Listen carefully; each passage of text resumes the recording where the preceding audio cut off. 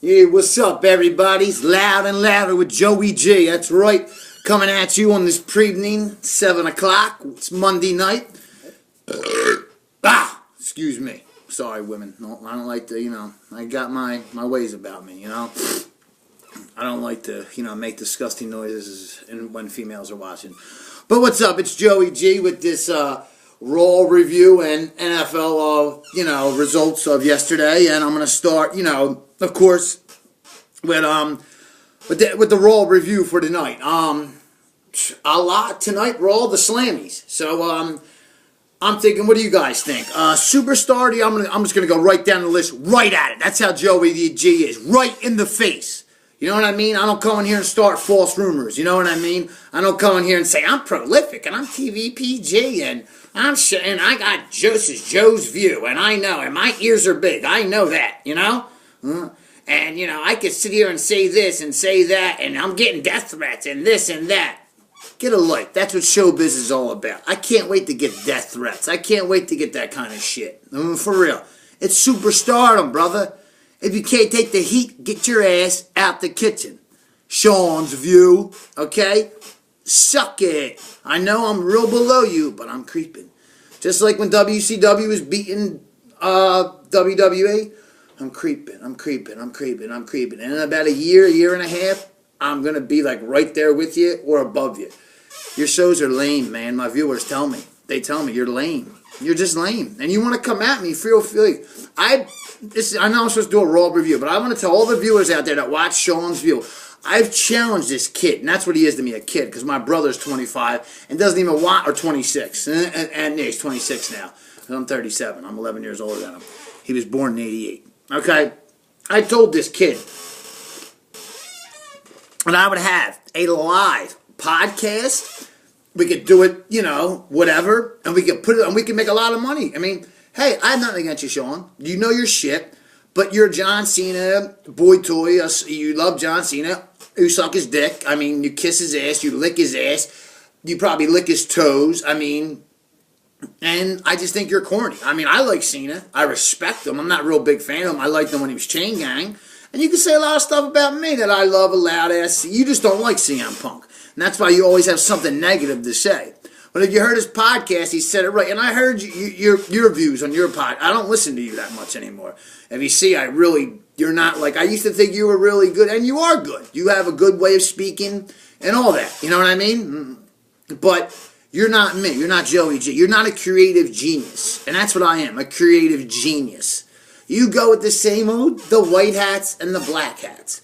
The good guys and the bad guys. You love John Cena. That tells you right there. You don't know the wrestling business. You think John Cena's, the greatest thing since, sliced bread. I mean, that's all then just like Vince McMahon thinks. I mean, like CM Punk said in his podcast, another thing I didn't say. All Vince cares about is John. What's next for John? Not nobody else on the roster. You know what I mean? What's next for John? Not even more than Brock Lesnar or his own son-in-law, Triple H. What's next for John? What's next for John? The Rock even said it wasn't even like that when I was there. Austin even said it wasn't like what's next for Steve. Even Hogan. Well, Hogan back and then, he was the main attraction.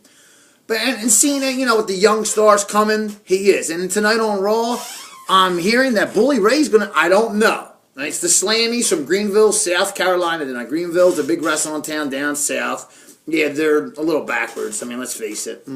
This is Philly Eastern time. I got to get up at 6:45 Eastern Standard Time. I don't know what the difference is with the West Coast. You know what I mean? But it's like they can stay up real late and get up early. But on the East Coast, I don't know about, the rest of you, but I can't. It's hard. I mean, I got to get up at 6. I got to get at least 5.5 hours of sleep. Good, solid 5.5 hours without even getting up and taking a leak. Or I would like to get 6, so I'm going to bed about 12:15, 12:30 tonight. About an hour and a half at the most after Raw. But Raw preview, Triple H, supposedly, they have to address what CM Punk said. So the rumor is that last week, Triple H was going to address him. Now this week, Vince is going to address him. This would be, the third week in a row? Or second in 3 weeks that Vince was at Raw? Because I'll admit to you people that Raw is really kind of been getting boring. I'll be watching old Raws on YouTube, like from like 2002, 2003, some from the Attitude Era, some from 92, or not 92, Raw wasn't around in 92, from 93 when Waltman beat Scott Hall. I mean, they started calling Sean Waltman the 1-2-3 kid. You know, I watched when Shawn Michaels brought Diesel in, a Macho Man and Bobby the Brain and Vince were like, whoa, like Vince didn't know Diesel was coming in, that Kevin Nash wasn't coming in, you know. But the Raw tonight's just basically gonna be the Slammies, you know. Superstar of the year, it should be Dolph Ziggler or Stardust. I know people think I'm crazy, but Cody Rhodes changed his career around. Stardust, I believe he'll stay Stardust, even when they feud Stardust and Goldust. I think they'll have the battle to see who could stay Stardust and who could stay Goldust. That'd be a good match at WrestleMania. Think about that. You know what I mean? Hey, I was right with the stairs thing. Now, if you see, it's TLC, and underneath it says stairs. I thought of that. I'm not saying the WWE got the idea from it, but didn't I say that? Osborne, my man, my loyal viewer. You know what I'm saying? A man I will compensate when I get up big. You know what I mean? Because he promotes me, my man Osborne. I've never even laid eyes on this dude, but I could just tell he knows his wrestling and he knows what a true genius is. You know, for real. I said they should have a step match. It's something new. Big Show and Eric Rowan. Remember, I had them taped on here from fighting on a SmackDown or a Raw. Maybe it was, I don't know, it was one of them. I have a show on them. And they kept using the steps, and I said they should have a step match. Next thing you know, I'm watching Raw, I'm watching SmackDown Friday night. They're having a steel step match at TLC. Like, it doesn't take a genius. Dean Ambrose, I love him. I mean, I don't love him, you know what I mean. He's a great wrestler. You know what I mean? I love him when he was John Moxley, but he needs something, and I think going with Bray Wyatt might be the answer.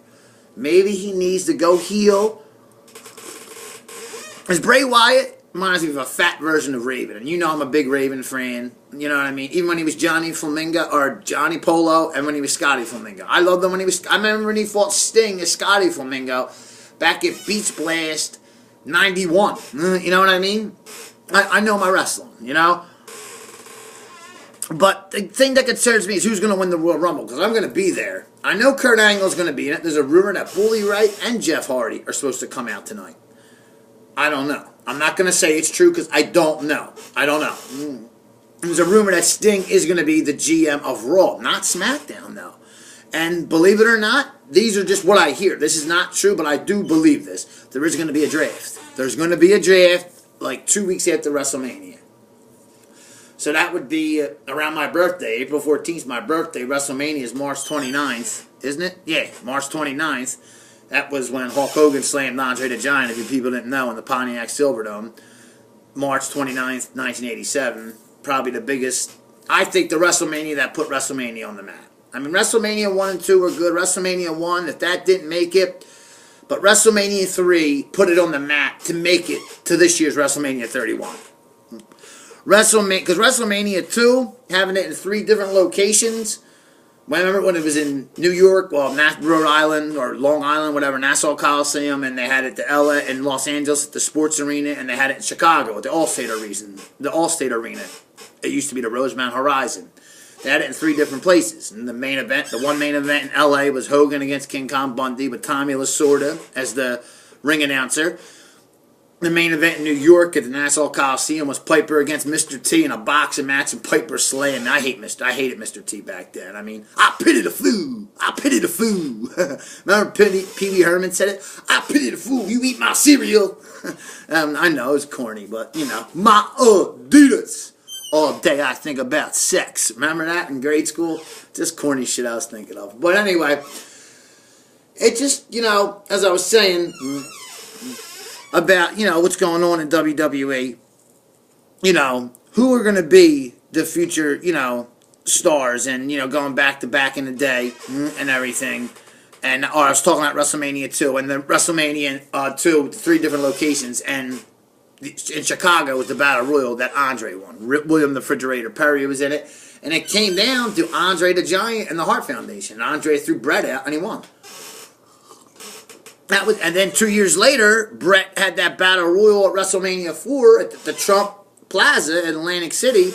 And he had that battle royal. Came down to him and Bad News Brown, formerly known as Bad News Allen in Calgary. And that's how he got into the WWE, from knowing Bret Hart. And because Bad News Brown, Bad News, a.k.a. Bad News Allen, trained in the Hart Dungeon.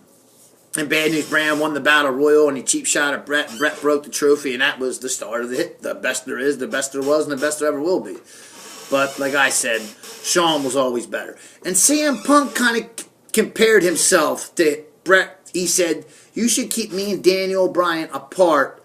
Because originally with the Shield thing, as I'm getting into this, CM Punk, originally they wanted to have CM Punk have a faction around them. And the faction was Big Show. When CM Punk was champion and he was a heel, he wanted Big Show. This is what Vince and Triple H wanted. Big Show, Daniel Bryan, and they wanted to bring up Seth Rollins. And Paul Heyman, and they were all going to be Paul Heyman guys. And Big Show was already a Paul Heyman guy. You know what I mean? They were going to turn Daniel Bryan into a Paul Heyman guy. You know? And they were going to make Seth Rollins a Paul Heyman guy and CM Punk the champion. But they didn't. They brought up 3 stars from NXT. They wanted to bring up Kosha Ono, a.k.a. Chris Hero, who I met in person, who's a cool-ass guy. Me and Buddha met in person. He at an indie show here up in Philly at the Armory, and he's a cool-ass guy. Chris Hero should have a job in at least TNA. He should, I think he's with Ring of Honor, or he's just doing indies. He should have a job in WWE, or at least be in NXT. He's a great wrestler. I've seen him wrestle in the indies millions of times. What's up, Chris? I know him personally. He's a cool cat. Chris Hero deserves a job sometime. Hunter, I don't know what you were like.